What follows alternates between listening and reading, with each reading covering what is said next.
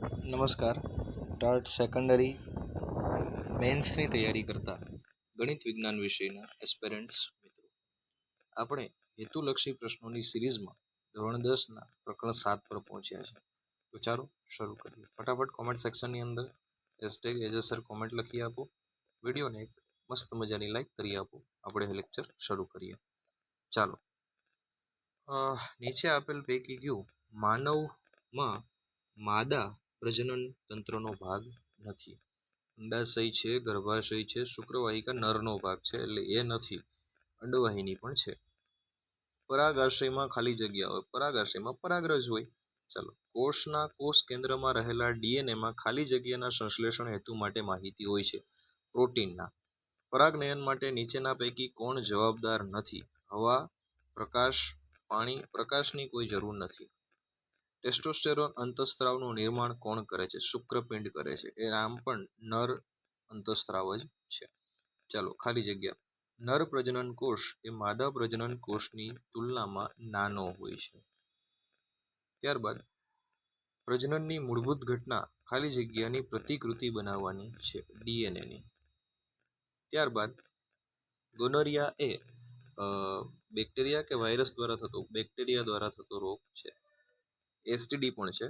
સ્ત્રી કેસરના અગ્રભાગે આવેલી રચના, અગ્રભાગે આવેલી પરાગાસન, પરાગરજ જેના ઉપર સ્થાપિત થાય છે તે. ઉભયલિંગી પુષ્પનું ઉદાહરણ પપૈયું છે. બરાબર, ઉભયલિંગી, ઉભય એટલે બંને, માફ કરજો, એ જાસૂદ છે. પેલું તો એક લિંગી છે પપૈયું. ચાલો આગળ વધીએ. ત્યારબાદ ખરા ખોટા વિધાનો જણાવવાના છે. અલિંગી પ્રજનનમાં બે ભિન્ન સજીવોમાંથી મળેલ ડીએનએનું સંયોજન નાના, અલિંગી ને લિંગીમાં એવું થાય. પ્રજનન કોષોનું નિર્માણ અર્ધીકરણ નામની ક્રિયા વડે થાય છે. બરાબર છે, ખરેખર ત્યાં લખવું જોઈએ અર્ધીકરણ નામની કોષ વિભાજનની ક્રિયા વડે થાય છે, પણ કાંઈ વાંધો નહીં. નર પ્રજનન કોષોમાં ખોરાકનો સંચય થયેલો હોય છે? ના, એવું માદામાં હોય, નરમાં ન હોય. ત્યારબાદ પ્રત્યેક અંડક અસંખ્ય અંડકોષ ધરાવે છે. પ્રત્યેક અંડકોષ અસંખ્ય અંડકોષ ધરાવે છે, ના ખોટું. ત્યારબાદ ટેસ્ટોસ્ટેરોન છોકરાઓમાં યુવા અવસ્થાના લક્ષણોનું નિર્માણ કરે છે, સાચું. ડીએનએનું પૂરું નામ deoxyribonucleic acid. Deoxyribonucleic acid. એકલિંગી પુષ્પ કાં તો એમાં સ્ત્રી કેસર આવેલો હોય, કાં તો એમાં નર કેસર આવેલો હોય, એટલે કે નર પુંકેસર આવેલો હોય, એને આપણે એકલિંગી પુષ્પ કહીએ. ઉદાહરણ આપી દેવાના ઉપર હતું, એક તો પપૈયું છે, બરાબર, તરબૂચ છે, આ બધા એના ઉદાહરણ છે. ચાલો, ત્યારબાદ સ્વપરાગનયન એટલે શું? તો પરાગરજનું સ્થાનાંતર તે જ પુષ્પના પરાગાસન પર થાય, આ ઘટનાને આપણે સ્વપરાગનયન કહીએ છીએ. માતાના શરીરમાંથી ગર્ભસ્થ ભ્રૂણને જરાયુથી પોષણ મળતું હોય છે, પ્લેસેન્ટા. પ્રજનનની વ્યાખ્યા લખો. હવે આ વ્યાખ્યા પૂછશે ને તો આખું ચેપ્ટર તૈયાર કર્યું હશે તો કદાચ નહીં આવડે એવું બનશે. વિચારો જોઈએ આપણા મનથી. બરાબર, ચાલો. સજીવ પોતાના જેવો જ નવો બાળ સજીવ ઉત્પન્ન કરવાની ક્ષમતા ધરાવે છે, અને આ જ ક્ષમતાને, આ જ જૈવિક ક્રિયાને પ્રજનન કહીશું. બરાબર, ચાલો. હવે આપણે જરા જોડકા જોડી લઈએ. આધાર પ્રદેશે ફૂલેલો ભાગ કોણ છે? તો એ અંડાશય છે. એ કોણ છે? અંડાશય છે. બરાબર, ચાલો. ત્યારબાદ આગળ વધીએ. લાંબી નલિકા જેવી રચના, તો એ પરાગવાહિની છે. ત્યારબાદ સિફિલિસ. આ સિફિલિસ છે ને એ જાતીય સંક્રમિત રોગ છે, અને એ જીવાણુથી થાય છે, બેક્ટેરિયાથી થાય છે. અને એડ્સ છે એ વાયરસથી થતો રોગ છે. જો મિત્રો આનો સ્ક્રીનશોટ લઈ લો, આટલું જ છે, આનો સ્ક્રીનશોટ લઈ લો. શાંતિથી તમે આટલું વાંચશો ને તો આઈ ગેરંટીડ કે તમારા લગભગ કોઈ એક માર્કના પ્રશ્નો ખોટા નહીં પડે. આટલું સ્ક્રીનશોટ લઈ લો. બરાબર, ચાલો. હવે આપણે આગળ વધીએ. નેક્સ્ટ પ્રકરણ નંબર 8, એટલે કે મેન્ડલવાઈ. બરાબર, ચાલો. હવે આપણે જોઈએ મેન્ડલના પ્રયોગમાં ઊંચો વટાણાનો છોડ જેના પુષ્પ જાંબલી રંગના હતા તેનું સંકરણ નીચા વટાણાના છોડ કે જેના પુષ્પ સફેદ રંગના હતા તેની સાથે કરવામાં આવ્યું. તેમની સંતતિ બધા છોડમાં પુષ્પ જાંબલી રંગના હતા, પરંતુ તેમાંથી અડધો અડધ છોડ નીચા હતા. આ પરથી કહી શકાય કે ઊંચા પિતૃ છોડની આનુવંશિકતા નીચેના પૈકી એક હતી. તો C, capital T, small T, W.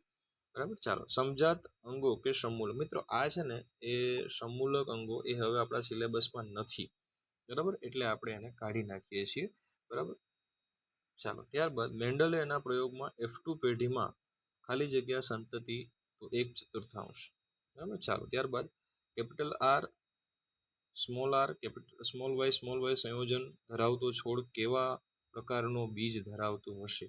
તો ગોળ લીલા. કયા પ્રાણીમાં સૌપ્રથમ આંખ ઉદ્ભવી હતી? તો પ્લેનેરિયામાં આવશે અને કદાચ એ સિલેબસમાં નથી પણ એક વખત કન્ફર્મ કરી લેજો. પીછા ધરાવતા ડાયનાસોર વર્ગ આ નથી આપણા સિલેબસમાં. જનીનનું કાર્ય શું છે? તો બી છે પ્રોટીનનું સંશ્લેષણ કરવું.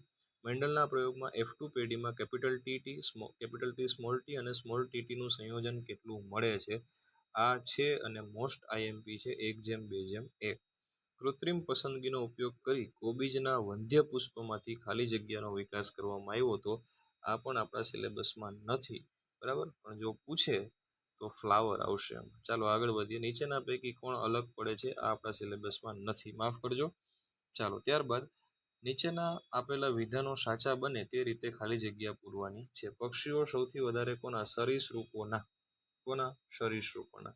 કોઈ પણ અનુકૂલન વગર ભિન્નતા એ ખાલી જગ્યાનો સિદ્ધાંત છે. તો એ આનુવંશિક અપવાદનો સિદ્ધાંત છે, પણ એ આપણા સિલેબસમાં જ નથી. ખાલી જગ્યામાં લિંગ નિશ્ચયન જનીનિક નથી. તો દેખાય છે તમને, સ્નેલમાં ન હોય. શેમાં? સ્નેલમાં. માનવમાં તો હોય. પુરુષમાં લિંગી રંગસૂત્રની જોડ XY છે, માદા હોય તો XX હોય. ખાલી જગ્યાના કોષમાં સુવિકસિત કોષ કેન્દ્ર હોતું નથી. તો બેક્ટેરિયામાં ન હોય. બરાબર. ચાલો વિધાનો ખરા છે કે ખોટા એ જણાવવાના છે.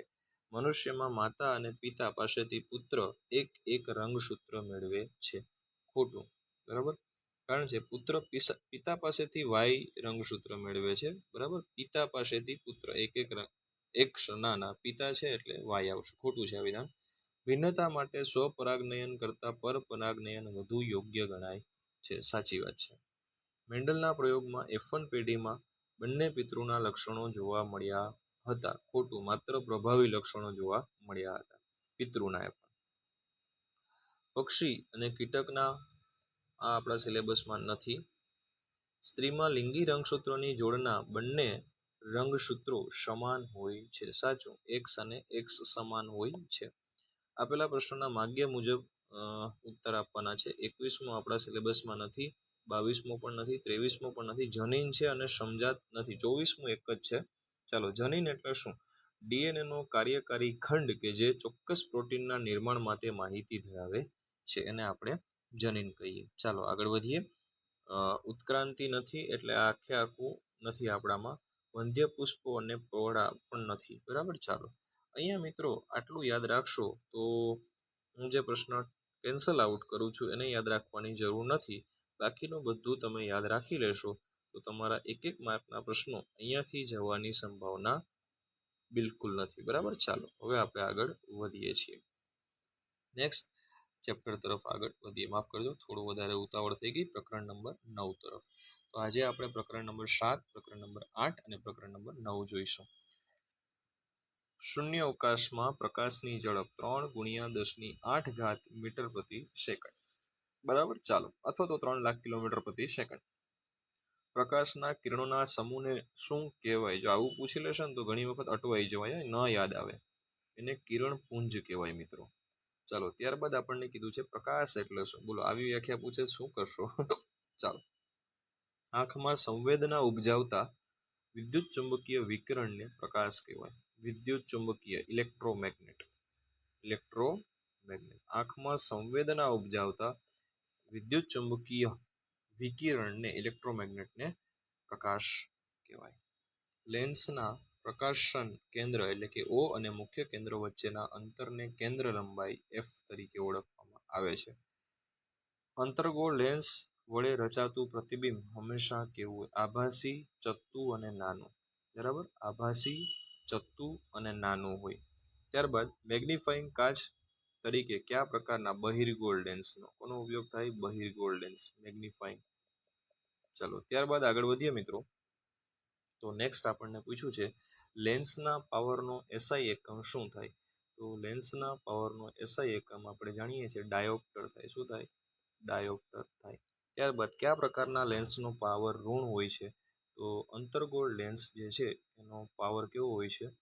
ઋણ હોય છે. ચાલો ત્યારબાદ લેન્સનું સૂત્ર પૂછ્યું છે તો 1/f બરાબર 1/v માઇનસ 1/u એ લેન્સના પાવરનું સૂત્ર થાય છે. ત્યારબાદ 10મા નંબરનો +2.0d પાવર ધરાવતો લેન્સ. જો આ ટેક્સ્ટ બુકની બેઠી લાઈન છે, ચેપ્ટર પૂરું થાય ત્યાં જોઈ લેવું લેન્સનો પાવર આપેલો છે તો લેન્સ સમજાયો છે, પાવર ઓફ લેન્સ ત્યાં બેઠી લાઈન આપેલી છે. +2.0d અને -2.0d બંને આપેલા છે. આગળ વધીએ. સમતલ અરીસાથી સેન્ટીમીટર અંતરે મૂકેલી છે. કોણ મૂકેલું છે? એક મીણબત્તી. ઓકે, તો આ મીણબત્તીને 25 આમાં થોડું આડાઅવળું થઈ ગયું છે. સમતલ અરીસાથી વસ્તુને છે ને 25 સેન્ટીમીટર મૂકેલી છે, તો એના અને પ્રતિબિંબ વચ્ચેનું અંતર પણ 25 સેન્ટીમીટર જ હોય ભાઈ. ચાલો આગળ વધીએ. નેક્સ્ટ મૂકેલી છે તો મીણબત્તી અને પ્રતિબિંબ, માફ કરજો, મીણબત્તી અને પ્રતિબિંબ વચ્ચેનું અંતર પૂછ્યું છે, માફ કરજો. તો એ 25 + 25 એટલે 50 સેન્ટીમીટર થઈ જશે. ઓકે, ચાલો આગળ વધીએ. કયા પ્રકારનો લેન્સ અપસારી હોય છે? અંતર્ગોળ લેન્સ અપસારી હોય છે. અંતે જો f બરાબર ધન હોય તો લેન્સનો પાવર, અહીંયા કંઈક ખૂટે છે માહિતી, હું પૂરી કરી દઉં. ચાલો 0.5 હોય, માની લો કે f બરાબર +0.5 હોય તો લેન્સનો પાવર કેટલો હશે? આ નથી, તો લેન્સનો પાવર તમારે શોધવાનો. p બરાબર 1/f એટલે કે p બરાબર 1/0.5, તો એ થશે +2d. કેટલો થશે? +2d. ચાલો આગળ વધીએ. ખરા ખોટા જોઈએ. બહિર્ગોળ લેન્સની કેન્દ્ર લંબાઈ ધન હોય છે, તો સાચું છે. લેન્સને 2 વક્રતા કેન્દ્રો હોય છે, સાચું છે. પાણી કરતાં કેરોસીનનો વક્રી ભવનાંક વધારે હોય, સાચું છે. વાસ્તવિક પ્રતિબિંબ પડદા પર ઝીલી શકાય, સાચું છે. દરેક લેન્સ માટે વસ્તુ અંતર હંમેશા ઋણ લેવાય છે, એ પણ સાચું છે. વચ્ચે રહી ગયું. અંતર્ગોળ લેન્સની કેન્દ્ર લંબાઈ ઋણ છે, સાચું છે. કાચના લેન્સનો મધ્યમાર્ગ કાચના લંબઘન સ્લેબ મારફત તરીકે વર્તે છે, તો એ પણ સાચું છે. અંતર્ગોળ લેન્સનો પાવર છે એ ઋણ હોય છે, સાચું છે. આગળ વધીએ. સાદું સૂક્ષ્મદર્શક યંત્રમાં બહિર્ગોળ લેન્સ વપરાય છે, બરાબર છે. અને આભાસી પ્રતિબિંબ પડદા પર ઝીલી શકાતા નથી, તો એ પણ સાચું છે. બધા જ સાચા હતા. બોલો. હવે આપણે વિકલ્પો જોઈએ મિત્રો. 24મા નંબરથી નીચેના દ્રવ્યો પૈકી લેન્સ બનાવવા કયા દ્રવ્યનો ઉપયોગ થાય? કાચનો.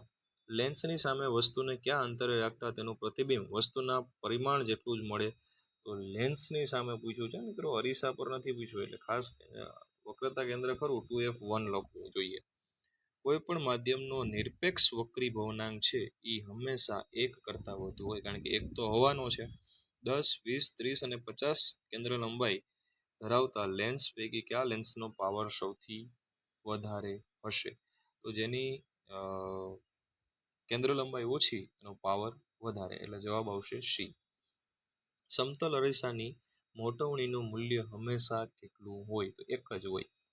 બહિર્ગોળ લેન્સ વડે કેવું પ્રતિબિંબ મેળવી શકાતું નથી? તો બહિર્ગોળ લેન્સ વડે આભાસી ન મળે. આભાસી ન મળે એટલે આભાસી અને નાનું ન મળે, બરાબર. ચાલો, નીચેનામાંથી કયા અક્ષર આલ્ફાબેટના પ્રતિબિંબની બાજુઓ અરીસાથી જોઈ શકાતી નથી?